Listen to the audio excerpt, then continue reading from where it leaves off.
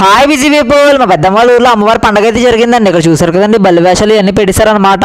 చాలా బాగా జరిగిందండి. చెట్టు మీద చూసారు కదండి, ఒక అతను నుంచి ఉన్నాడు. ఇతనైతే కళ్ళు అయితే ఇచ్చేస్తారండి. చూసారండి, చాలా మంది జనాలు వచ్చారు. ఈ ఒరిజినల్ ఆడియో అయితే పెడతాను. కాళికది డాన్స్లు ఆడి పెట్టేశారు.